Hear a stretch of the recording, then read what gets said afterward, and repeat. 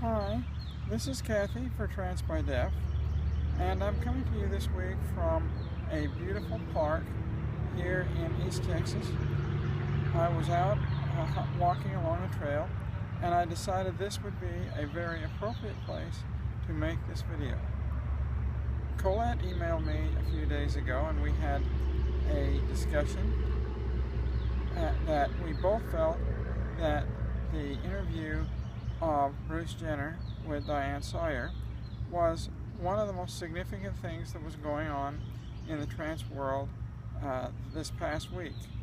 We both felt that we should spend part of our time this week discussing our feelings about Bruce Jenner's interview with Diane Sawyer and how we felt that would impact other transgender people in the world. I was very impressed by the way in which the Diane Sawyer interview of Bruce Jenner went down.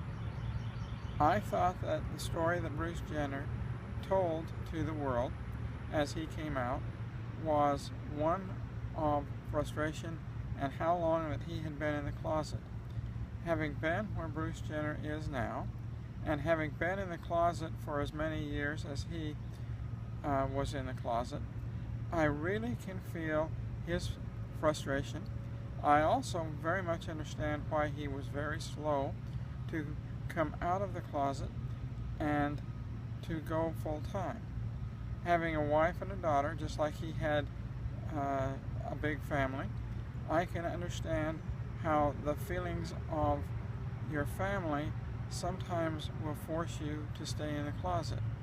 And I believe that his comments concerning him worrying about his children and his wives and feeling that he just could not come out to them, I totally can understand that point of view. I, for the same reason, stayed in the closet for about 30 years because I hesitated to tell my wife and daughter because I did not want to injure them. I noticed that Bruce Jenner did the exact same thing. He stayed in the closet because he did not want to affect his family and the people around him in an adverse way. I also thought it was very interesting some of the other comments that he made on his video. My favorite of all of his comments was when he said, "I want to just be a woman and have my fingernails painted and let them stay painted until they chip." I can really understand that feeling about that Bruce had about just wanting to be a woman permanently and not being bothered by anyone around him. I also thought it was interesting that he didn't hesitate to go out dressed as a woman, and many people had seen him as a woman. I know that over a year ago, when I was in the checkout lane with my wife at Kroger, I noticed a tabloid had a picture of Bruce Jenner saying, "Is he transgender?" I looked at my wife, and my wife looked at the photo, and she turned to me and she said, "Honey, he is transgender. He is in the closet, and sooner or later he will have to come out." It was very obvious to me and to my wife, who had been around me being transgender and me coming out, that Bruce Jenner was transgendered and that he was still in the closet.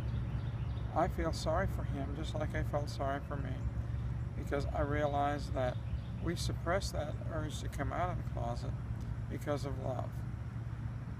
Now that it's the right time for him to come out, I believe that he can come out and blossom. I did love the beautiful dress that he was going to wear when he took Diane Sawyer to dinner. I thought that was a very nice touch. I also was impressed in the interview by the support that he received from his mother, from his brothers and sisters, from his wives, and from the people around him. I will have to say that I have received the same kind of support from my wife and daughter, and that makes life a lot easier. I feel that my life paralleled very much Bruce Jenner. One of the other things that impressed me in his interview was the fact that he realized at a very early age, just like I did, that I was transgender.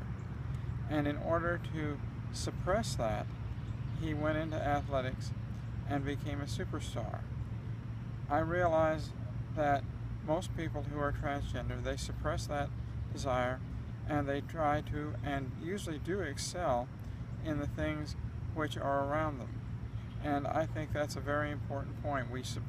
Oftentimes transgender people will suppress their desire to be the sex that they feel inside and over-excel or become more masculine than they would normally be. That's why you read so many stories and watch so many YouTube about Navy SEALs and other very dominant male people becoming transgender and coming out of the closet as the opposite sex.